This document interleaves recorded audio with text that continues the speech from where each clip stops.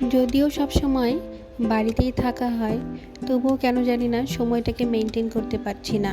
কোনো না কোনোভাবে আমার সময় ঠিকই পার হয়ে যায়, কিন্তু নিজের মধ্যে যে টার্গেটগুলো নিই, যেগুলো ভাবি যে আজকে এই কাজ করব, সেই কাজগুলো না আর করে উঠতে পারি না। জানি না এটা শুধু আমার সাথেই হয় কি না, নাকি অন্যদের সাথেও হয়। তো যাই হোক, হে এভরিওয়ান, আমি অনন্যা দত্ত। আশা করছি তোমরা সকলে খুবই ভালো আছো। দত্তস জার্নালের আরেকটি ব্লগে তোমাদের সবাইকে স্বাগতম। আজ বুধবার, তো আজকে সারাদিন যা যা করবো, যা যা রান্না করব সেটাই তোমাদের সাথে শেয়ার করব। তো আজ রান্না করব রুই মাছের ঝোল। মাছ, মাংস এগুলো তো আমরা পেঁয়াজ বা রসুন ছাড়া কল্পনাই করতে পারি না, কিন্তু শ্বশুর বাড়িতে যাওয়ার পর প্রথম দেখলাম যে তারা শুধুমাত্র জিরা বাটা দিয়েই বড় মাছের ঝোলগুলো খেতে পছন্দ করে। যদিও আমার প্রথম এটা খুব একটা ভালো লাগতো না, কিন্তু পরবর্তীতে এটার সাথেই আমি অভ্যস্ত হয়ে গেলাম, আর এখন আমার সেটাই ভালো লাগে। তো আজকে সেই জিরা বাটা দিয়ে শাশুড়ির মতো করে ঝোল রান্না করব। তবে আজ আর গরম মশলা দেব না, আজ করব ধনে পাতা দিয়ে জিরা বাটা দিয়ে রুই মাছের ঝোল।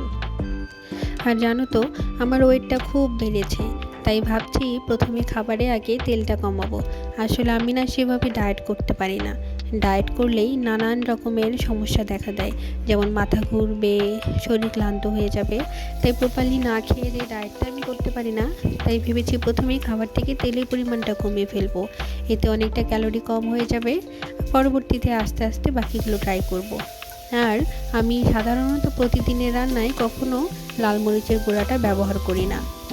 আগে আমার প্রচণ্ড গ্যাসের সমস্যা হতো, কিন্তু যখন থেকে আমি লাল মরিচের গুঁড়া খাওয়াটা বাদ দিয়েছি আর রান্নার তেলটাকে সয়াবিন তেল থেকে সর্ষের তেলে নিয়ে এসেছি, তখন থেকেই না আমার গ্যাসের সমস্যাটা অনেকটা কমে গিয়েছে। আগে আমার শাশুড়ি মা বলতো যে তুমি সর্ষের তেলে রান্না করে খাও, দেখবে গ্যাসের সমস্যাটা অনেকটাই কমে গেছে, কিন্তু আমি বিশ্বাসই করতাম না।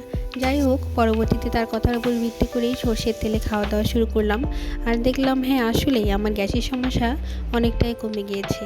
তো যাই হোক, তোমাদের সাথে গল্প করতে করতে আমার রান্না প্রায় শেষের দিকে। সব কিছু দিয়ে জিরা তেজপাতা ফোড়নে আমি আজ মাছের ঝোলটা রান্না করব। তো এই জন্য প্রথমে জিরা তেজপাতা ফোড়ন দিয়ে আগে থেকে গুলিয়ে রাখা জিরা গুঁড়াটাকে দিয়ে দিলাম, আর সাথে পরিমাণ মতো লবণ, হলুদ সব কিছু দিয়ে ভালো মতো মশলাটাকে কষিয়ে নিয়ে এরপর ঝোল দিয়ে দিয়েছি মাছ। আর নামানোর আগে যে সময়টাতে আমি গরম মশলা দিই, সেই গরম মশলাটা না দিয়ে দিয়েছি ধনে পাতা দিয়ে গ্যাসের ফ্লেমটাকে অফ করে দিয়েছি। আর এই তো হয়ে গেল আমার সুস্বাদু মাছের ঝোল। অল্প তেলে রান্না হলেও ঝোলটা না খেতে খুব সুস্বাদু হয়েছিল।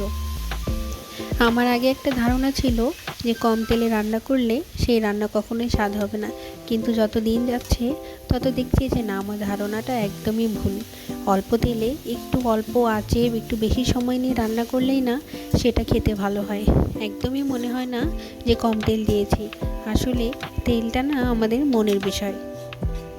এরপর মাছ রান্না শেষে ভাবলাম একটা শাক করি। ফ্রিজে ছিল পালং শাক, তাই সেটাকেই আজ আলু দিয়ে ঘন্ট করব। যে কোনো ধরনের শাক ঘন্টটা খেতেই পালমশাই বেশি পছন্দ করে, তাই তার জন্য হলেও ঘন্ট রান্না করা হয়। আর ছিল আগের দিনের মসুর ডাল, যেটা আমি টমেটো দিয়ে করেছিলাম। তো এক চুলোয় শাক বসিয়ে আরেক চুলোয় সেই ডালটাকে ফুটতে দিলাম। ডালটা প্রায় ফুটে এলে এটাকে নামিয়ে নেব। আর ডাল হতে হতে আমার শাকটা হয়ে গেছে। তো চলো, আমার রান্নাবান্না সব মোটামুটি শেষ। তো প্রথমে এটাকে রাখলাম ডালটাকে। এরপরেই দেখো আমার মাছের ঝোল একদম কাঁচামরিচ দিয়ে দেখতে খুব একটা খারাপ হয় না, আর খেতে তো দুর্দান্ত লাগে আমার কাছে। তোমরা ট্রাই করতে পারো।